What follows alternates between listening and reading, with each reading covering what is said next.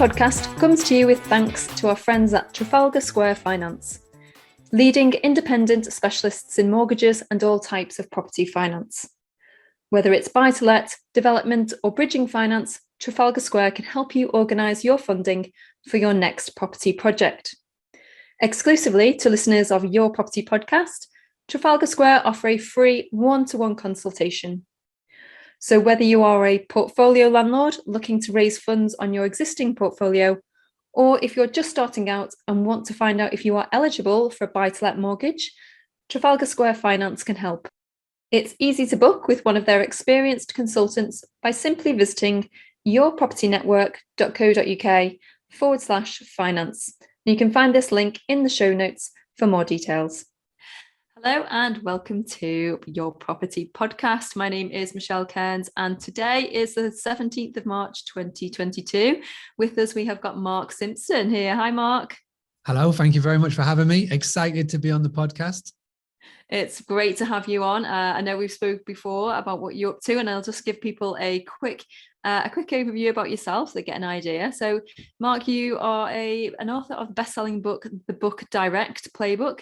You've been involved in hospitality and the short stay accommodation since the age of 4, and you have built your recent business called Boostly to help hospitality owners anywhere in the world get the tactics, the tools, the knowledge and the confidence to increase their direct bookings. So today we're going to be talking about serviced accommodation, otherwise known as Airbnb, short-term rentals. It goes under many different names, doesn't it? But your speciality within this industry really is helping people with the direct bookings. So let's just jump in and say, why is there a need for your book? Basically. yeah My book in particular. So basically the whole direct booking sort of movement, it wasn't created by me. It's been around for many years. I would just say I'm the loudest person talking about it, and the reason why it is so important, and I think it's really become important the last couple of years, is that there's too many property people, whether they're doing the serviced accommodation model, whether they're doing the rent-to-rent, the management, or even if they're owning and they're then putting it out to get guests coming in, they're so reliant on one platform. And that one platform could be booking.com, that one platform could be Airbnb, that one platform could be whatever it may be, but they're so reliant on one platform or reliant on two platforms like Airbnb and booking.com. And when you become over-reliant on something, you are literally playing by their rules. And by literally a click of a finger, they could take you off their site. I've seen it with Airbnb. They could shut down your listings. I've seen it with Airbnb. They could what's called a shadow ban, which means that they just mean that your property is not visible at all on the platform. I've seen that on booking.com in particular. And if that was to happen to you, and it's happened to many, so don't think it won't happen to me, then if you're so reliant for your bookings and your profit and your money coming in, and that disappears, and especially if you're doing the rent-to-rent model, then you've got bills to pay. Even if you're buying the property, you've still got all those bills to pay. Doesn't matter what model you've got bills to pay, staff to pay, etc. So you're over-reliant on it. And this is why it's really important. And when I say direct bookings, people go, "Oh, you mean when a guest rebooks?" I'm like, yeah, that's a direct booking. And it is so important. I know so many people don't understand what it is. Some people can't explain what it is. And if you don't know what it is, and if you can't explain what it is, then how are you going to explain it to your guests? And this is the most important thing. This is why I started doing this. My goal is to help 1 million hosts re-educate themselves and cut down on their over-reliance, because then those 1 million hosts will then be able to educate their guests.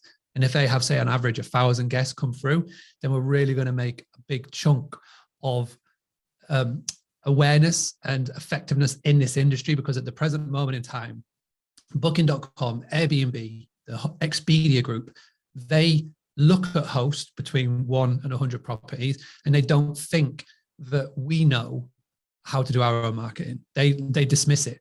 And because of that, they're never going to actually treat us as partners as such, because when it's a partnership, you want to be able to have a clear line of communication. You want to be able to feel like you are on the same side. But at the present moment in time, because they've got shareholders, stockholders on the IPO, they only care about one thing and one thing only, and that's their stockholders and their shareholders and the guests, and that's it. So we need to balance that out. But to do that, to do all these big, amazing, big things, we have to start off by simply making sure that you know how to market your business, how to have a website that works, how to brand it, who to attract. And that's literally why I put the book together. So if you're watching on the video, that is why I put the book together, because I've been doing this for, like I say, I've been in hospitality since 4, but I wasn't, running a business at 4. I could barely walk, but I grew up in it. So I was born into a family business that has a bed and breakfast. Then we added on holiday accommodation. I just grew up in it. 2011, I came into the business full time. And then in 2016, that's when I started helping other hosts. And I've been doing this for a long, long time.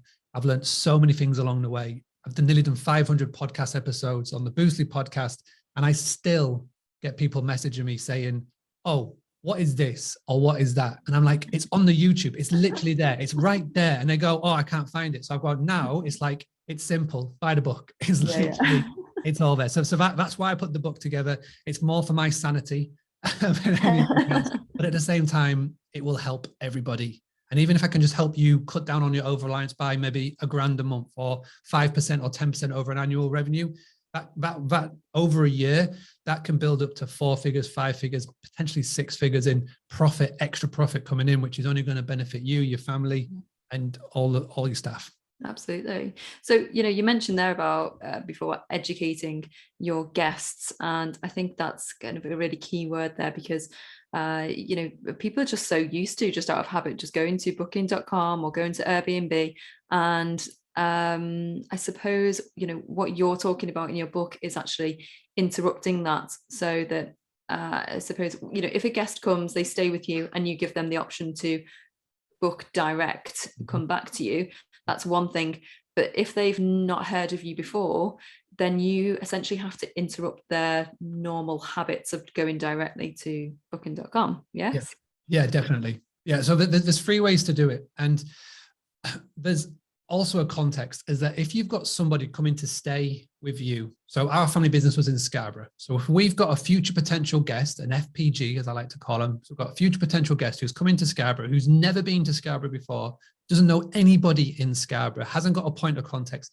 Realistically, they are going to go to who they know, like, and trust. And that's just going to be one of the big brands, because they spend millions, if not billions, trying to make sure that they are visible for that top of mindness.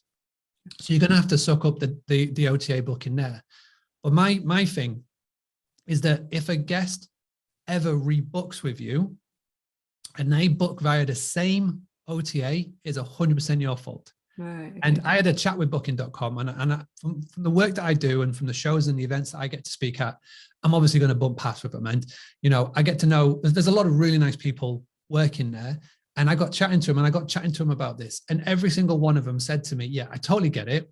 If a guest is going to rebook with a property, they should book direct with the property. But the problem is, well, not the problem. They said the good thing for them and the bad thing for everybody else is that they don't know how to do it. Yeah. And that really stuck by it, is that literally shows what they think of hosts, is that they don't think that the hosts know how to do it. So it's all about re-educating. And it doesn't have to be fancy work. It doesn't have to be spending millions or billions. It can be done for free, which is the cool thing about it. Like, the best thing you can do right now, if anybody's got any rental accommodation right now, you can actually, after this podcast or during this podcast, go and get little cards and go and put it on the table of the kitchen of your properties. Right. Get a little fridge magnet, stick it on the fridge magnet, and stick it on the fridge and say, when you book with us, book direct, and you will save money, and just list off the incentives. And if you think, well, that sounds so simple. It is simple, but nobody does it. And all you have to do, you don't have to reinvent the wheel here. Go and look on the websites of Hilton, Marriott, Premier Inn. Go look at what the big chains are doing, Travelodge, and look at how they talk about direct bookings. Again, so it's when you book with us directly, you get free Wi-Fi. It could be earlier check-in, late checkout. They are already doing this, and they're sinking this in, and they're re-educating their guests. They're doing it at their website level. So when I come to do all this sort of training, I go to everybody, don't try and reinvent the wheel. It's already been done. These big chains have done it. We just have to put it onto our website now and into our mentality. So there's an offline solution right there, and there's an online solution. So it's really simple to do. The problem is that so many people, well, you don't know what you don't know. Something I've been saying for years now, you don't know what you don't know. But this is why I do podcasts like this, and I do webinars and trainings and YouTube and the podcast and all of that jazz, is because I want to be able to show people, listen, it can be done. It's simple, and this is how to do it. Okay, so obviously you cover all of this in your book, but could you give us a taster of, a few things? For example, you've mentioned there about the business cards on the table. Okay, step one. But is there anything else in terms of how you target a certain type of guest, or what are the kind of first steps people should take?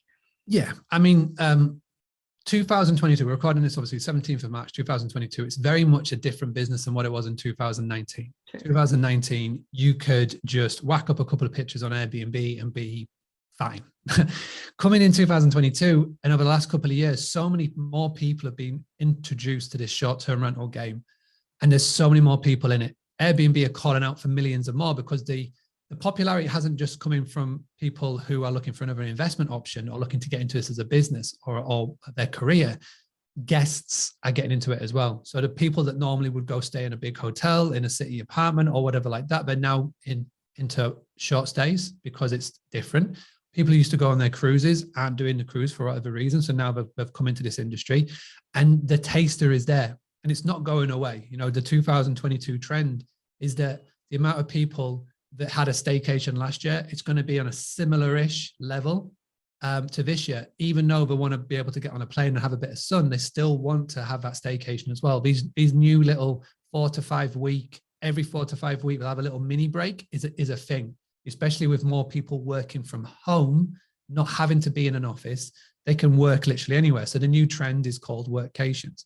So what you've got to do, you've got to figure out now which type of guest you want to appeal to, and you need to structure the layout of your property, the design, the colors, everything around appealing to them. You've got to niche down on your hospitality or short-term rental business, where in the past you could just go to IKEA, buy the same old furniture, the same bedding, whack it up and take pictures. Now you've got to be a little bit more clever and unique. So if you want to go down the route of appealing just to contractors, it'll be a different layout, be a different business than if you want to appeal to the family.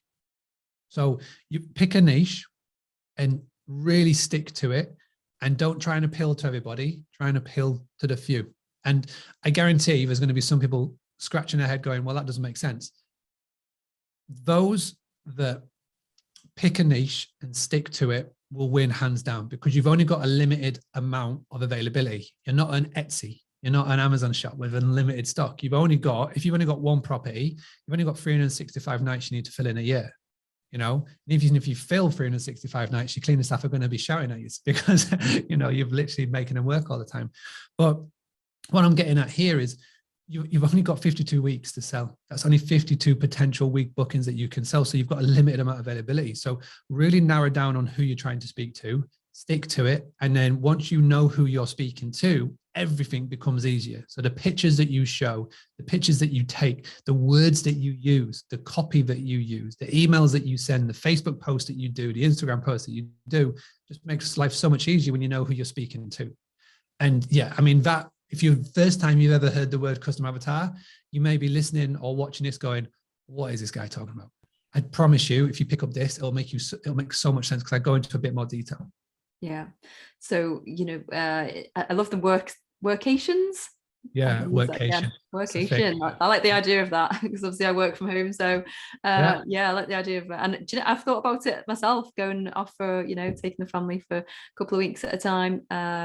Definitely. I think that's certainly a growing clientele. Sure. It's massive. It's a thing. It's definitely been recorded and tracked, because what's happening now is every 4 to 5 weeks, instead of having like one big 3-week or 2-week vacation, which really hard when you bring into kids into the mix and whatnot because of all the things. So what's happening is every 4 to 5 weeks, which is no coincidence that a half term is 6 weeks. What's happening is that every 6 weeks they're realizing, right, we've got February half term, there's Easter coming up, and then you've got May half term coming up. They're just going away for like 3 or 4 or 5 days. And it's a case of where, right, I've got a little bit of work to do, but I'm going to be in reactive mode. So I'll just answer emails, do a couple of calls. And then if I get done by 9:30, we can go out for the day, and I'll just do a little bit after the kids go to bed. But you're in a different location. You're not at your house. And this is becoming such a recurring theme. And this is happening more and more and more. So you get away, you have that mini break, you all feel good, you come back, and then you've got your routine again. So it's happening more and more. So staycations, workations is a thing. Yeah, definitely. I mean, what I like about your, your business model about Booking Direct is, as you say, there's more and more competition. This allows for more and more profits because, can you just, for people who don't know what, the sort of fees involved with Booking.com and Airbnb, just can people give an example? Yeah, so with Booking.com, it's a 15% commission minimum when a booking comes in. Airbnb, depending on your business model, starts at 3% and then quickly raises up to 14% and can go further. And it's the same with the Expedia group as well. So if you've got one property over a course of a year, if you're spending a lot of commission cost, the savings with a direct booking will be kind of low. But it's not always about the financials. Obviously, the more you go up in your portfolio, so 2, 3, 4, 5, 7, 10. I speak to people who've got 100 plus properties. When they start to save that, like even a 2% shift can have massive implications of 5, 6 figures, like a boost in their profit, which is really good for the balance sheets, keeps the accountants happy and all that jazz. But it's not just the financials when it comes to it. When you get a direct booking, there's no middleman. So if anybody has ever had an issue with a guest and you've had to report it to Airbnb, you've all got PTSD right now, me talking about this, because you know how much of an ass it is to literally report it and get any sort of resolution back. Even with their new air cover, it's still a pain in the ass. When it's your direct booking, it's you, your terms, your house, your land, your rules. And it just makes life so much easier when you've got these direct bookings coming in. And if you've got contractor or corporate direct bookings coming in, you know how easy that is, because it's literally a case of you dropping a call into the office saying, hey, are the guys back next week or next month? Yeah, boom, here's the invoice, paid, done. And that's how simple and easy a life it really can be when you get to that level. And so it doesn't matter whether you've got one property or if you're closing in on 10 or 20 or 30 or 40 or 50. The more that you can healthily balance your ratio of bookings, say 50-50, amazing. If you can get to 70% direct bookings, 30% reliance, amazing. Let's just not have it the other way where it's 80% reliant on OTAs, 20% direct, because that is when the problems start to happen. Yeah, I mean, it makes complete sense. If you're self-managing, it's just a no-brainer really to maximize that profit margin through the direct bookings. What about people who have got like a management agency, a company running the property for them? Yeah, well, you've gone to the agency because of time more than anything. You haven't got the time and you're just using that agency. And I've done a couple of talks and events now where it's been a property focused one, where people in the room aren't always in it themselves and excited. And they come up to me and they said, I'm using an agency or sound. And it goes, you should speak to them. Okay. So it's like, it's not so much me speaking to that property person. It's more, you need to go to your agency and go, here, I'm going to buy you a gift. Here it is. And see how they take that. I mean, I'm sometimes their best friend. I'm sometimes their worst enemy, because I'm here talking about all these things, and these property agencies, small or large, have got landlords and people who are listening to me going, they should be doing that. I should be doing that. Yeah. So I'm the best friend, or I can be the worst enemy. So it really does differ on that one. But if you are in that position, if you are an owner of a property and you haven't got the time and you've given it to a management company, and where they are bringing in 80-90% of your bookings through an OTA, you should really be having a word. Because the reason why you go with a management company, and I've done a whole podcast on this, is that you should be going with a management company who has tons and tons and tons of contacts in your area. So wherever your property is, you need to have tons of contacts with businesses, with guests and all that, because that's why you go with them, because you're tapping into their network, because they should be proactively always calling the businesses in and around your area and finding if they need accommodation, and then they will fill up your properties from just that. And how do you know how good a company is? Ask to see the proof. Anybody, I've been in sales a long time, and I got to a point where I was like a kind of a sales manager, and you'd have people come to you saying, oh yeah, I'm mint at sales. Prove it. Show me your close records. Show me your proof, and then it's like the same with an agency. I'd get them to show me their proof of their records and owners. And what I always do, and this is a tip I've always had, and I created this at the Granary. So we used to have advertising companies, whether it be the Yorkshire Post, whether it would be X, Y, or Z, call up me and say, hey, you should advertise your business on our site because we are mint. And I was like, all right, sound, prove it. And then what I'd ask them to do is I'd ask them to give me 2 customers who use their service, and I'd call them. But I won't just go on that because anybody can cherry pick 2. Yeah. I'd go onto their website, I'd find 2 people who are advertising on their site in our area, and I'd call them. And then I'd ask them for their honest opinion. And that's what I would be also doing if a management company come to me. I'd go on their website, find which properties they use, and do a little bit of research, a little bit of detective work, find out who it is, and then call them and ask, and I'll be doing exactly the same, as well as them getting them to show me their proof. That's a great tip there. Yeah. So for people who are, they're looking at booking direct as increasing their income stream, is there anywhere that they get stuck on, or is there any kind of particular area that people need more help? Yeah, it's consistency. It really is consistency, because again, in hospitality, and I've said this numerous of times, in this industry, we are very fortunate that we are so in demand. We are literally in demand for places to stay. There's dates in your calendar. You can look at 12 months ahead, and there's specific dates on your calendar that that you could book out 3 or 4 or 5 times over. August bank holiday, Christmas, whatever it may be, right? And that's not even included local events. So it could be, right now you've got the Cheltenham Festival. I guarantee there's properties around there literally booking out. You've got Grand National, Aintree coming up soon, and all those sort of things. There's specific dates in your calendar you could sell out 3 or 4 or 5 times over. Because of that, we are very lucky. That's why you can get away with having one property on one site, and you can pretty much get bookings coming in, even now, right? The blessing of that is that it's guaranteed revenue. The curse is that because it is so easy, you become over-reliant and you become lazy. And they just go, oh, don't worry about it. Booking.com and Airbnb will sort. I'll just put it up in there. I'll put the price down. And this is the problem, is that when you become over-reliant and lazy and you stop, it literally can take a dodgy review, a dodgy guest, a crappy listing, or whatever, just to go boom. I mean, I've been saying this since 2016. I did not think in 2020 it was going to be a global pandemic that would shut the world down and all the OTAs would close off all the calendars. But that's what happened. And I, unfortunately, know one too many businesses that didn't make it out the other end because they put all of their eggs in one basket and they were screwed. And this is why this is important. And as a business owner, you have to. And it's not just hospitality. I would say the thing to a car salesman, I would say the same to anybody that's over-reliant on Auto Trader or wherever for their income, is that you've got to be able to build up a database and a network of people that you can contact and call and email and message to spread the word of your business. AKA like every other industry out there. Like I do website design. There's not a booking.com of website designs or an Airbnb website design. I can go and list my services and be guaranteed to gain revenue. I have to build my brand. I have to do the awareness. We have to do the work, do podcasts, do all that social media stuff to draw attention and trust, etc. And that's what we have to do. And the one thing that stops hosts is consistency.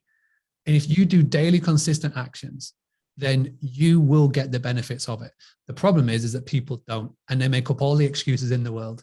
And then that's why they end up paying all that money in commission costs. So consistency. Good answer. A final question then, in terms of what is important to the guests, because obviously if you're contacting them to attract them to book direct with you, you're saying about the bigger hotels offering free Wi-Fi, these kind of things. These days, like free Wi-Fi, you'd imagine as standard, right? But what is most important to the guest to get them to rebook? Is it the discount? Is it like free croissants and orange juice on the table, or is it free Wi-Fi? Is there a kind of skew of what's more important to them? It comes back to the customer avatar. It really does, because again, there's no one incentive to fit all. Right. For example, there'll be some type of guest that will be the price is their main thing. Then you'd go lead with that. There may be some that would really, really dig having an earlier check-in. Yes. Or a later checkout. Or X, Y, or Z. Now, this is something that I see so many people not doing. And you could easily package this up as something that could be a direct booking benefit. So in your accommodation now, you'll probably be providing tea, coffee, and amenities, right? for free without doing anything about it or making a song and dance about it. How cool would it be if you just went to B&M, bought one of those little wicker hampers, put it on the table, put the tea and the coffee, maybe a bottle of wine or a bottle of bubbles or something similar, not too much of an expense, in there, and just say, this is your welcome hamper, right? Call it your welcome hamper. And for anybody who books via an OTA, you can say, hey, would you like a welcome hamper on arrival? It's only an extra £15, 20 quid. And then you can go, by the way, if you book direct, you get the welcome hamper for free. Right. So you're not providing anything extra than what you already are to an extent. It's just a little cost for the wicker hamper. It's just a little message to the cleaning staff. Hey, don't just leave it on the kitchen, put it in the wicker hamper. These guys are booked direct, or don't have it out because these guys haven't paid for it, etc. And they book via an OTA. And it's re-educating. People don't want to be punished, at the end of the day. And if you can just do that little psychological tint that's saying, oh, hang on a second. If I'd have just booked direct, I'd have got a bottle of bubbles for free, and there's this big saying about Wi-Fi on planes. Seth Godin said this tale many, many, many years ago. And he was on a plane, one of the first ever planes that Wi-Fi was enabled. And the day before, Wi-Fi wasn't available on the plane. The plane takes off, fine flight, no complaints. On the first flight that had Wi-Fi enabled, the pilot takes off into the air. And about 10 minutes, just after they've taken off, the Wi-Fi comes on and says, sorry, everybody, the Wi-Fi is not working. Mass complaints, mass hysteria. Oh, I can't believe we haven't got Wi-Fi. But it's because they announced that they had the Wi-Fi 24 hours earlier, the exact same flight going to the same destination. There was no Wi-Fi on that plane. It's just about how you present everything to people and whatnot. And again, with that sort of example of the welcome hamper with the little wicker basket, it's not a big expense, but it can just twist that little switch in the guest's mind to go, you know what, I should have booked direct. Yeah, just about making it easy for them and making it more just a bit of a no-brainer, I guess. Yeah, exactly. Yeah, exactly. Wow. Okay. So, in your book, you've got so many tips. We've hardly just covered anything. I know there's loads more in your book, so I would encourage everybody to go and check that out. Because I know you've got lots more value to add, as well as your own community that you set up. Do you want to tell us a bit about that as well? Yeah, so please come and join. It's called the Hospitality Community. It's on Facebook. If you go into Facebook and type in Hospitality Community, it'll pop up at the top. We've got 6,500 members in there. It's really small group, but it's really engaged, which is fantastic. We've got about a 92% engagement. On average, a Facebook group is 23%. So it's really up there. And every single day I pop in and I give a little bit of help advice, but we also ask tons of questions. And there's a nice little community in there. We've got people from all over the world, all the niches. So if you're just in serviced accommodation, if you're in rent-to-rent model and you want to maybe chat with somebody who's got a guest house or a hotel or a glamp site, people are in there. And it's a real cool group of people. And it's been really good in 2020, 2021. And now with everything that's been going on, just to have somewhere to go in. We have a little thing on the Tuesday called the Tuesday Rant. We just say, listen, this is a private group, just get it off your chest, whatever it may be. And it's been really cool to see. And we counterbalance the rant with the Good Karma Wednesday, we call it. People come in and share their wins. So yeah, it's a really nice little group. And please do come and check it out. Fantastic. Well, we'll put links to those in the show notes, as well as links to your book. We just wish you all the best with the book launch and and what you're up to. It sounds fantastic. And thank you very much for your time today. Oh, thanks for having me, and thanks for the support. It means the world. So thank you again. Oh, no, absolutely. It's great what you're up to. And for anyone who is interested in service accommodation training, YPN run our own. So I host their own training program. It's called Total SA. So the link is in the show notes for that as well. So if you're interested in joining and getting some training from experts in the industry, people who've written in the magazine, as well as people like Mark, who've come and spoken on our program. So that's all for today, guys. We look forward to seeing you next time. Thanks very much, Mark. Thank you again. Bye.